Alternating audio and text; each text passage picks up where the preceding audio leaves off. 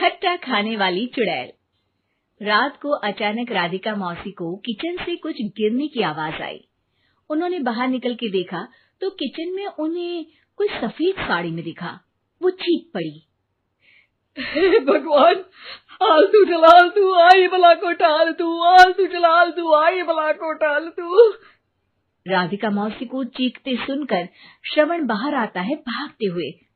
अरे माँ, क्या हुआ? क्या देख लिया? दादी माँ आ गई क्या सपने में? अरे बेटा, रसोड़े में देख तो कौन है? श्रवण रसोड़े में झांक कर देखता है और उसे कोई नहीं दिखता अंदर। अब रसोड़े में तो कोई नहीं है माँ। कोई सफेद साड़ी में नहीं है क्या? नहीं माँ, कोई भी नहीं है। चिल्लम चिल्ली की आवाज सुनकर काजल भी वहां आ जाती है। अब क्या हो गया माँ जी? अरे बेटा, रसोड़े में एक चुड़ैल थी सफेद साड़ी में। अरे क्या कर रही थी वो अंदर? अरे बताया नहीं, कल आएगी ना तो पूछ लूंगी। चुड़ैल जी, आपका क्या प्लान है? माँ जी, रात बहुत हो गई है, आपने कोई बुरा सपना देखा होगा, चलिए सो जाइए। राधिका मौसी सोने तो चली जाती है, पर उनको रात भर नींद ही नहीं आती। वो कुछ भी उलझुल बातें सोचने लगती है।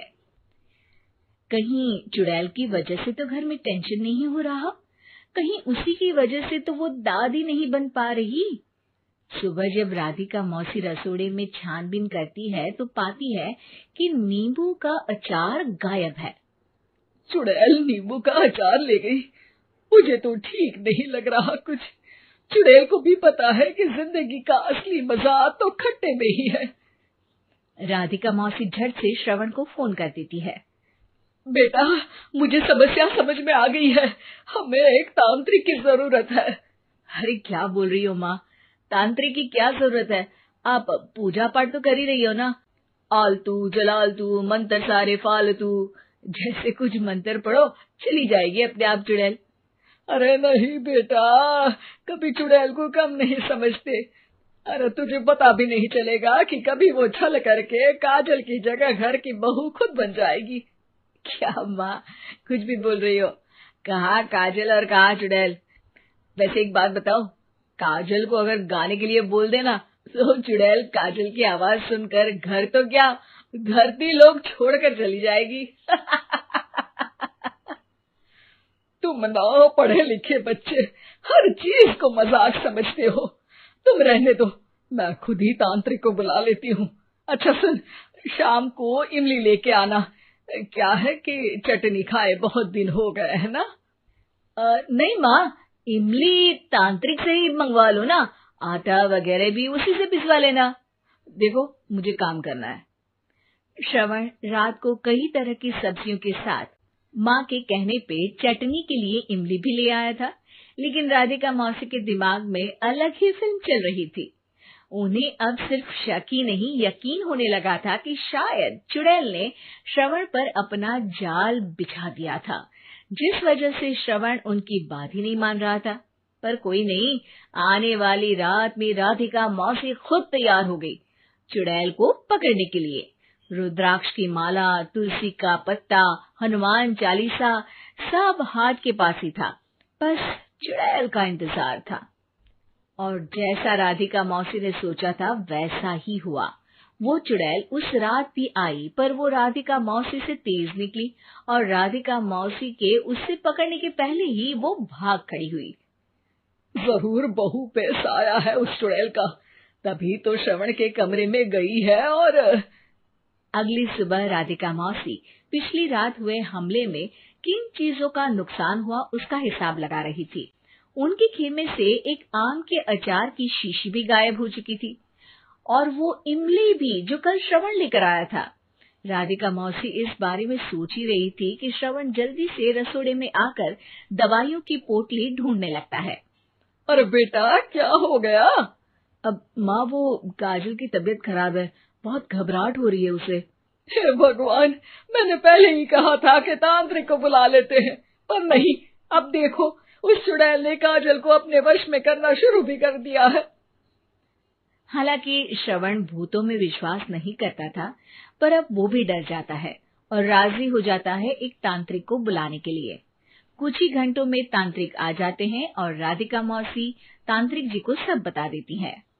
घोर संकट, घनघोर संकट, चुड़ैल को मारू जोर चाकट, ओम भट स्वाहा खटखा के आहा। अरे ये क्या मंत्र है? मेरे खुद के ओरिजिनल मंत्र है, कल रात को ही लिखे हैं, अच्छे लगे तो दाद चाहूंगा। एक और मंत्र सुनो, अर्ज किया है आब्राकडाब्रा, दिल्ली बम्बई आगरा, चंदा मामा सोरले सुरन मामू जारा। ये मंत्र है? अरे कोई 40 वालीसा पढ़ो ना।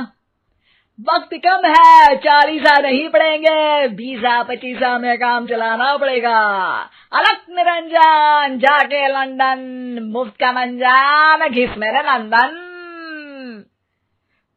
अरे जल्दी करो तांत्रिक जी, जल्दी करो। तांत्रिक अपने उल झलूल मंत्र पढ़ने लगता है। श्रवण को तांत्रिक पे शक होता है। वो अपने एक डॉक्टर दोस्त को कॉल कर देता है ताकि कोई अनहोनी हो तो इमरजेंसी में चीजें मैनेज हो जाए। तांत्रिक धुनी रमाता है, जिसकी वजह से कमरे में काफी धुआं हो जाता है और जिसकी वजह से बहू की घबराहट बढ़ जाती है। अब भागेगी चुड़ैल। हाँ। बहू खांसते हुए धुएं से बचने के लिए बाहर चली जाती है। अरे भाग रही है, भाग रही है। पीछे पीछे श्रवण भी जाता है। बहू एक सोफे पर बैठ जाती है। तभी डॉक्टर दोस्त आ जाते हैं और श्रवण को पानी लाने के लिए कहते हैं। थोड़े चेकअप के बाद डॉक्टर कहते हैं, मेरे हिसाब से जाप का काम पूरा हो गया है।